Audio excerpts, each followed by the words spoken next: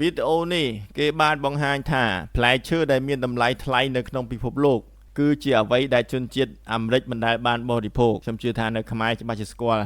វាត្រូវបានគេហៅថាផ្លែអំពិល10ក្រាមគឺអាចលក់បានតម្លៃ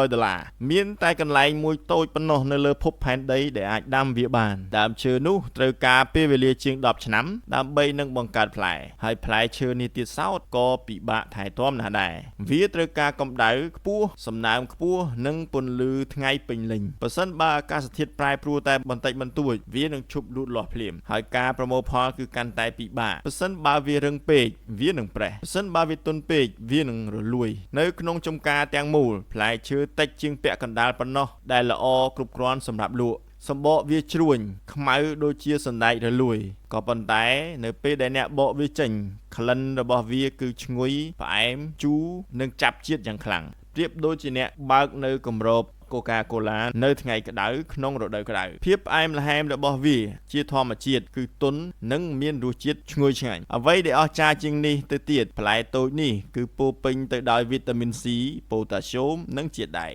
មនុស្សហៅវាថាជាផ្លែឈើដែលផ្ដល់ថាមពលពីធម្មជាតិសប្តាហ៍ថ្ងៃនេះមានភោជនីយដ្ឋានកំពូលបានប្រើវាធ្វើជាទឹកជ្រលក់បង្អែមនិងភេសជ្ជៈនៅក្នុងអាហារពេលថ្ងៃ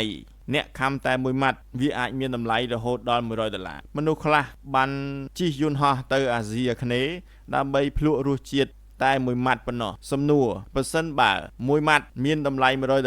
តើអ្នកទាំងអស់គ្នានឹងសាកល្បងដែរឬទេ